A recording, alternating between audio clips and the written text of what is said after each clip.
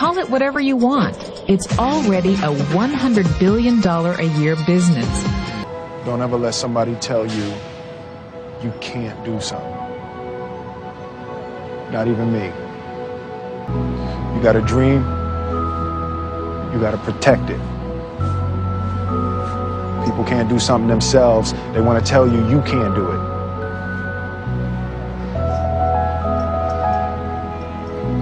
You want something, go get it. Period.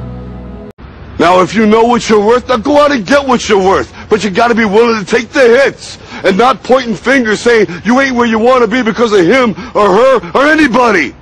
Cowards do that, and that ain't you. You're better than that.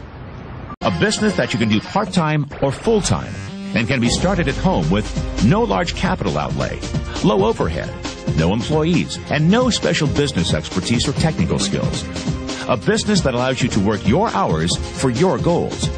A business that offers time freedom, financial freedom, and a franchise-like step-by-step business plan. If you take a look at this 40-year run on the dollar is designed economically to lose money every single year. So why would you save something that loses money every year? And what this means for somebody on retirement plans is that after you retire, the value of your dollar goes down and your cost of living keeps going up. To my rich dad, that was bad advice and made no sense. Again, it was different value. An important diagram my rich dad showed me when I was a little boy was a diagram known as a cash flow quadrant. And the quadrant is made up of the 4 different people who make up the world of business. So my rich dad said, in the world of business, there's E's. And E's stand for employees. An employee, he says, you can always tell who they are by their core values. And what the employee, whether the president or the janitor of the company, will always say the same words. The words are, I'm looking for a safe, secure job with benefits. That's what makes them an employee, because their core values are security. The other one of the 4 is the S, or the small business owner or the self-employed.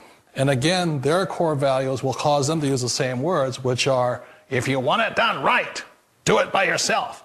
S means they're also solo. They're generally one-person act, or they operate by themselves. On the right side of the quadrant are the B's. And what Rich Dad said the B stood for was big business, or like Bill Gates. Forbes defines big business as 500 employees or more.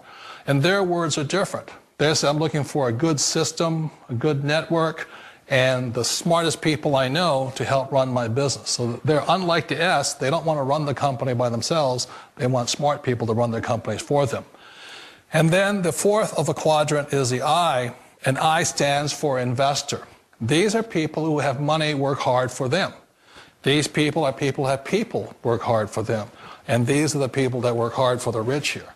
So early on in my life, it was my poor dad who always said to me, you know, Robert, go to school and so get a high-paying job. And so my poor dad's core value was to be an employee. He wanted job security, promotions, a steady paycheck, and all this. And so it was my rich dad who said to me, he says, you know, Robert, if you really want to be rich, learn to build businesses. It made more sense to him to work hard to build a business, something you owned and something you could pass on for generation to generation to your kids. Whereas my poor dad said work hard, but my rich dad said, why would you work hard for something you'll never own and you can get fired from right away? Again, that was the difference in values. So my rich dad suggested I learn how to be a business owner and learn how to be an investor. And that's one of the big differences. On this side of the quadrant, these people here work for security. They work for money also. On this side over here, their key value that they want is they want freedom. They don't want to have to work at a job anymore. They don't want to have to work for the rest of their lives. So the beauty of building a business and learning how to invest is very simply that this is passive income. You work hard for a few years, but possibly for the rest of your life, income keeps flowing to you. One of the reasons I consider a direct selling business a perfect business is very simply because the company will work with you to get the business skills that make you rich. Always remember that it's not money that makes you rich, it's business skills. And that's why it's a perfect business. They'll take as long as you like. to get the skills to make the money. And that's a lifetime skill thing. The other part about it is the low startup cost. Where else can you get in for under $500 and get these skills? For people who want to make the shift over to the B quadrant, which is what I would recommend for people, one of the beauties of a network marketing company is that you can do that for a very low price. And that's why I talk to people about considering network marketing. If you're to build a Microsoft, it would take you hundreds of millions of dollars. But a network marketing company allows you to start at a very low rate. They'll be patient with you. They'll take their time to transition over here. And the reason why that time is so important to most people is it takes time to change those values. And the most important thing is once you take the time, let's say it takes 1 year, 2 years, 5 years, whatever time it takes, once you see the value or the core values of this side and this side, you're unstoppable. Today, I would never go back and get a job. Why should I? I'd rather stay on this side, build companies, pay less taxes, and make more money. But the key is a person needs to change the values from my poor dad to the values of my rich dad. And that's one of the beauties of network marketing companies. They allow you the time, and at very low cost, they'll work with you to make that transition over there. The number one asset a person can build is build a business. That is the smartest thing you can do.